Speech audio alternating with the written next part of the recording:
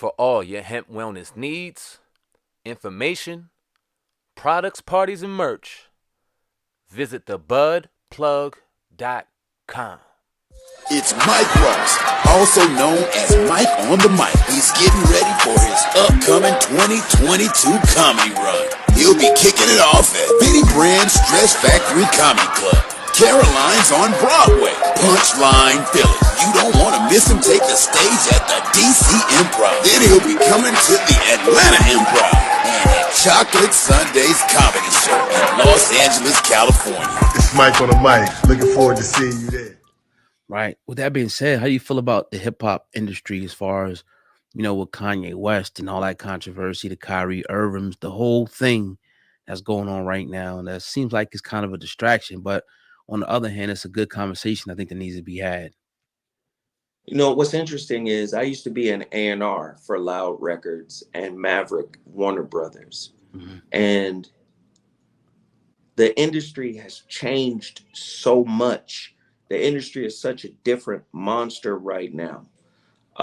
When I look at Kanye, I'm gonna tell you like this, man. Mm-hmm.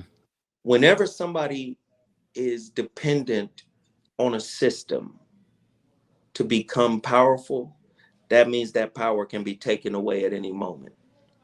See, when that power is organic, when you get the power and you build it up on your own, organically, it's harder for them to silence you. It's harder for them to shut you down. But when your power is built on their participation, they can always withdraw. And you're seeing that happen right now with Kanye.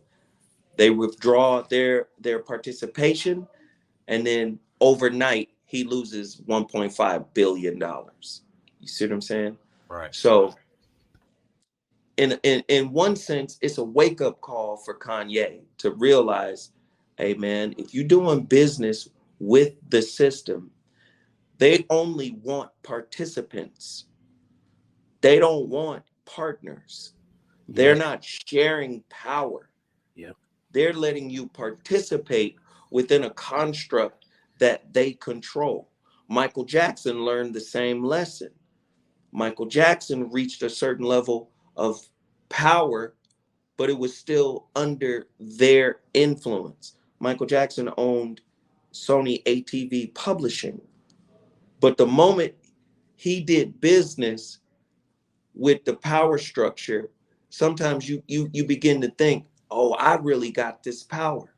And Mike was like, nah, man, I'm gonna buy people's publishing, like, say, Little Richard. And I'm going to give him his publishing because y'all won't. And once he started making power moves like that, then you started to see, we're going to tear Mike down. Yeah. We're going to tear him down using the same media that blew him up. You see? So Kanye is starting to realize that right now. Hopefully he's starting to realize that right now. So that's my thought on Ye.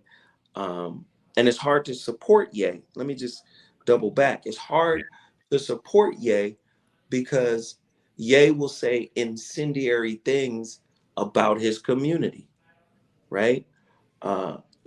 Slavery was a choice, things like that. And then recently, the minister comes out and supports Brother Ye. Yeah. And then Ye publicly, no, it's all love, but we denounce that. And I see that as a slight. If you see it as a slight, you from Chicago, the minister is from Chicago. First and foremost, acknowledge the minister respectfully, bruh. He didn't have to come out and speak on your behalf. He was advocating for you. So don't go back to the same system that's you being used to tear you down, to sow seeds of division. If you want to talk to the minister, you big enough, you powerful enough to use back channels to reach out to the minister and say, hey, brother, what did you mean? I'm confused. You supported me here, but I felt like you slighted me here. Was that a slight? Handle that shit. Handle that stuff behind. You got it, bro. Handle that behind closed doors. Don't Don't go to the same system. You on platforms talking about the minister just days after he supported you. So it's hard to support and back Kanye when he does some of this double talking. Do you think, as Dave Chappelle, put only Dave Chappelle can, did Kanye's mess get Kyrie in trouble? I think so. And I think that SNL set that Dave did was brilliant, by the way, because he used his artistry to show the hypocrisy, not only in the entertainment industry, but in the world at large. And I thought it was a brilliant piece. And yes, I think it did get Kanye or get Kyrie into some trouble, because technically what Kyrie did is not considered anti-Semitic. He posted a link with no caption. He didn't say anything. He didn't say this is the greatest movie ever. He didn't say this is the truth. He just posted a link and didn't put a caption on it. So again, I think Kyrie was a bit of collateral damage from what was happening with Kanye. Right. What do you see the end game of all this being? Do you think it's time that, because you said building up your own power structure, which I agree with you, is it time for us to really do that? Or is that ever going to happen again in America, do you think?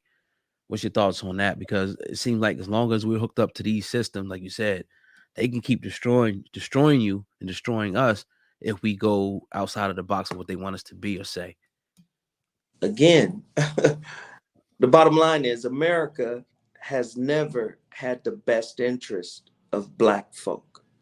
In 1865, when slavery was officially ended, it still took 3 years for a group of slaves in Texas to even get the word. So again, America has never been a full-on advocate for Black folk here. There is an opportunity for grasping power, but some of the people, brothers and sisters, who participate in this racist system can grab it by simply saying, you know what, I'm not showing up to play hoop today. I'm not showing up to play football today. All of us are not showing up. And I think, especially in the NBA, we had that moment with Donald Sterling. When Donald Sterling, the then owner of the Clippers, was talking real reckless about Magic Johnson and calling people nigger and negro, niggas and whatever, there was a moment where the Clippers could have just said, you know what? We're not showing up as long as he's here. We're not showing up. And that would have disrupted the whole NBA system to have one of their teams opt out of all the games. We're forfeiting all of the games until this guy is gone. But this guy was paid, overpaid, $2 billion,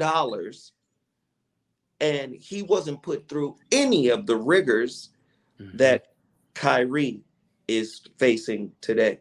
So there is a moment where people who participate in these systems can stand up, but they have to be willing to take it on the chin for a certain amount of time in order to make this point very clear that you don't get to disrespect our people.